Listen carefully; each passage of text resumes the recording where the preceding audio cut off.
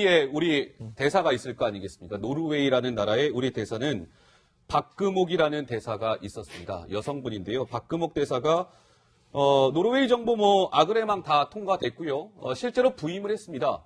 1월에 지난달에 부임을 했는데 이게 여러 가지로 좀 시사하는 바가 있는 것 같아요. 박금옥 대사가 돌연 대사직에서 사퇴했다는 뉴스가 전해졌는데 강 기자 먼저 좀 간략하게 좀 설명을 해줄까요?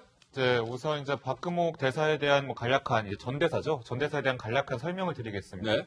최초에 그 노벨 평화상을 받았던 김대중 전 대통령이 최측근이고요. 이 과정을 누구보다 잘 알고 있는 그런 사람으로도 일컬어지고 있습니다. 또 김대중 정부 그 청와대 총무비서관을 역임할 정도로 김대중 전 대통령의 어떤 집사로도 볼 수 있을 것 같고요. 지금도 노르웨이의 노벨위원회와 인맥을 유지하고 있는데 예. 대사로 임명됐을 때 상당히 좀 말이 많이 나왔던 게요. 외교 경력은 이번이 처음이었다는 거죠.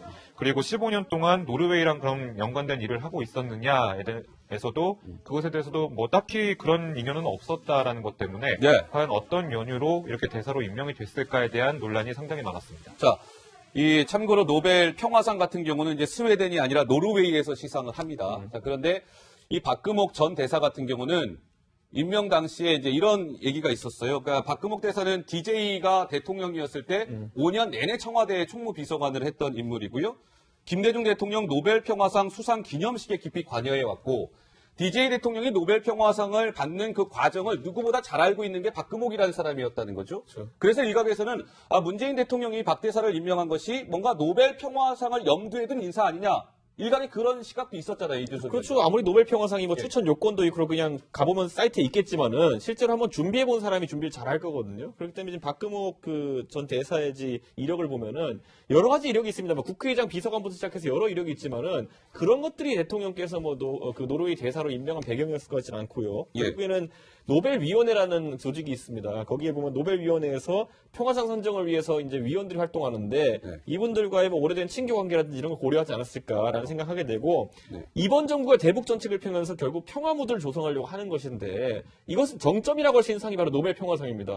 예전에 김정은 대통령께서 수상을 하셨고요. 예. 이런 동일한 목표를 가진 것이 아니야라는 이야기가 정치권에서는 있었는데 최근에 이제 그런 내용으로 문화일보의 허민 기자가 기사를 쓴 걸 저도 이제 봤었는데 그 당시에는 이게 설마 약간 설 정도인 것 같았는데 이번에 박금옥 대사가 일신상의 사유로 사퇴하게 되면서 예. 이런 계획이 좀 차질이 있어서 이렇게 어긋난 것이 아닌가 하는 이야기가 다시 조명받고 있는 것 같습니다. 예. 알겠습니다. 자, 그렇다면은, 그러면 박금옥 대사가 1월 19일 날 지금 강 기자 사퇴한 걸로 그렇게 되어 있는데, 일단, 그렇죠.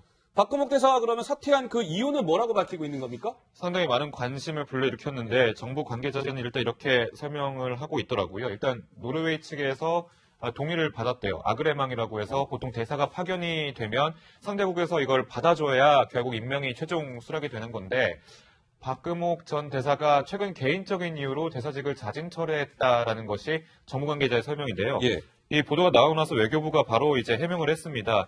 어떤 건강상 이유 때문에 사퇴를 했다라고 얘기를 하고 있고 어떤 질병인지 어떤 상태인지에 대해서는 개인적인 상황이기 때문에 좀 더 부연 설명할 수가 없다. 하지만 우리가 이런 상황을 은폐하려고 했던 것은 아니다라는 의도도 얘기를 했었는데요. 네. 원래 이렇게 대사가 물러나거나 하는 것을 보도자료로 먼저 공개를 하거나 하지 않는다. 예. 하면서 한간에 나오는 그런 은폐 의혹, 논란 이것을 좀 불식시켰습니다. 자, 그렇다면 한번 곰곰이 좀 봐야 될 필요가 있습니다. 그러니까 박금옥 대사 임명장이 수여된 날이 지난달 1월 8일이었습니다. 청와대에서 문재인 대통령이 임명장을 수여했죠. 1월 8일이고 박금옥 대사가 그만두기 1월 19일이요, 강 기자? 예, 맞습니다. 그러면 임명장 받은 11일 후에 이준석 위원장 그만뒀다는 얘기거든요. 그렇죠. 건강상의 이유다. 저 부분은 좀 어떻게 좀 받아들여야 될까요? 건강이 급하게 안 좋아졌을 수도 있겠지만은 그게 아니라면 솔직히 15일 남짓한 시간 내에 저는 변화가 있었을 거라 보기 어렵기 때문에 아까 이제 이야기했던 것처럼 결국엔 저분의 임무에 대해 가지고 박금옥 대사 같은 경우에 임무에 있어 가지고 차질이 좀 있었던 것이 아닌가라는 생각을 하게 되어서 이 부분은 청와대 해명 쪽도 맞긴 맞습니다. 보통 대사의 어떤 사임에 대해서는 크게 사유를 공개하지 않고 있긴 하지만은 국민들이 이제 궁금해하는 사안이기 때문에 앞으로 후속 어떤 발표나 이런 것들이 좀 있었으면 좋겠습니다. 예, 알겠습니다. 박금옥 대사와 관련된 문재인 대통령의 노벨 평화상이나 이런 부분들은 사실 완전하게 확인된 사안은 아니고요. 여의도 정치권에서 일부 그런 주장이 나오고 있다는 말씀을 드리면서 이번에 이 얘기는 잠깐이라도 좀 해야 될 것 같아요. 빅터 차 있지 않습니까? 주한 미국 대사로 내정이 됐던 빅터 차가 갑자기 내정이 취소됐단 말이에요. 이게 지금 노 기자 이 후폭풍이 만만치 않은 것 같습니다. 네, 그렇죠. 그리고 예. 사실 상당히 중요합니다. 왜냐하면 지금 마크 네퍼 주한 미국 대사 대리가 그 공석을 채우고 있는 게 1년이 넘었거든요. 상당히 중요한 게 주한 미국 대사 대리인데 이게 대리로 남은 지가 1년이 넘었는데 우리 정부가 이건 사실 언론, 그 외신 보도를 통해 알려진 거지 우리 정부가 확인도 하지 않았다. 이런 사실이 알려지면서 더 논란이 확산이 되고 있는 상황이고요. 예. 그리고 사실 빅터차 같은 경우는 대북 강경파로 좀 알려져 있는데 그럼에도 불구하고 트럼프 정부와 뭔가 틀어졌다.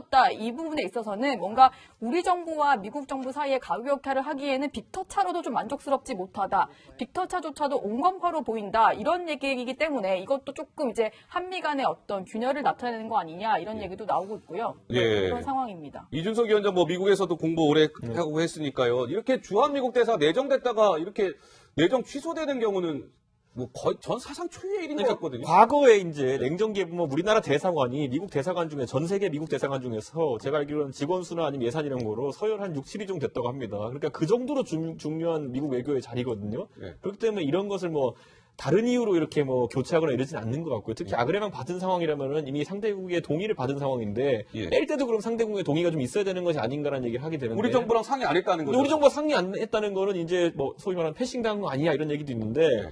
빅터차 교수에 대해 가지고 아까 이제 노은지 기자가 얘기했지만 이분은 강경파로 분류되는 분이에요. 제가 대학 있을 때 이분 책으로 공부를 했었어요. 아, 그래요? 이분 뭐 데이비드 강이란 분이랑 빅터차 교수가 같이 대담집을 쓴 그런 책 갖고 공부를 했었는데 이분의 주장은 뭐냐면은 뭐 대화 협력이 우선 조건인 건 맞지만은 강경 대응을 절대 배제하면 안 된다라고 하는 것인데 이게 지금 트럼프 대통령이 하는 얘기랑 결국 이렇게 뭐 배치되는 얘기는 아니거든요. 그럼에도 불구하고 이렇게 결과가 나왔다는 것은 예.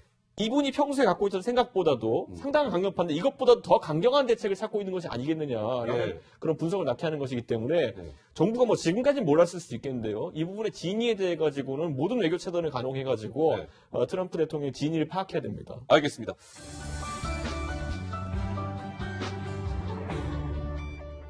(2월 8일) 날 시청자 여러분, 평양에서는 열병식이 지금 대규모 열병식이 준비되어 있고 있는데 미국 정부가 이 열병식에 대해서 공식적으로 뭔가 발언을 내놨다면서요, 노 기자? 네, 어제인데요. 스티븐 골드스타이드 국무부 차관이 이런 얘기를 한 겁니다. 2월 8일에 있을 열병식을 하지 않기를 바란다. 이게 우리의 희망이다. 이런 얘기를 한 건데요. 사실은 지금 이제 평화 분위기를 좀 조성하는 상황에서 벌어진 어떤 열병식이다 보니까 이제 올림픽은 선수들에 관한 것으로 좀 이제 치러져야 될 텐데 이게 약간 회방하는 뭐 그런 일이 될 수도 있잖아요. 그래서 그런 올림픽의 어떤 정신을 회방하는 일이 일어나서는 안 되겠다. 이런 강경한 메시지를 내놓은 건데 네. 사실 우리 정부가 열병식이 마치 그냥 뭐 북군에 대한 행사 같은 거 아니냐 이런 식으로 너무 강력한 메시지를 내지 못하다 보니까 미국이 나선 거 아니냐 이런 얘기도 나오고 있고요. 예. 그리고 북한의 열병식은 사실 날짜까지 급하게 바꿔가면서 급하게 추진되는 겁니다. 그렇기 때문에 미국 측에서는 여기에 확실한 메시지를 내고 가야 되겠다. 이건 사실 도발과도 다름없는 거기 때문에 이런 식으로 이제 뭔가 공식 입장이 나온 거다. 이렇게 해석할 수 있을 것 같습니다. 미국 국무부의 입장이니까 미국 정부의 입장이라고 봐야 되겠죠. 자, 그렇다면 2월 8일 열병식에 대해서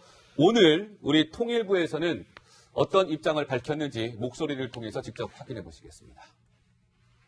과 관련해서 저희도 그 이후 북측에 뭐 구체적으로 협의를 할 계기는 없었습니다. 그리고 열병식 관련 동향을 저희도 좀 더 지켜보겠습니다. 예.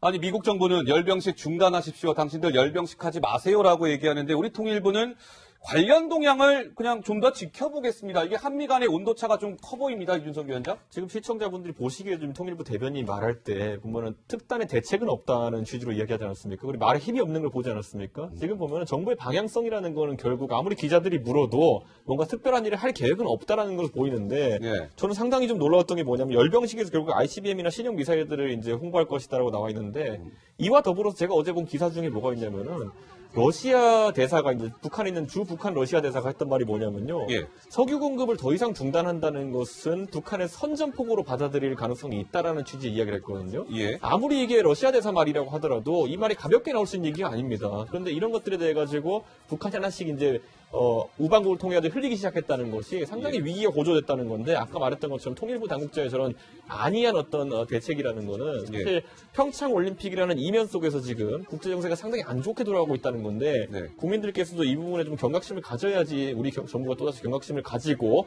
대응하지 않을까 하는 생각하게 됩니다. 알겠습니다.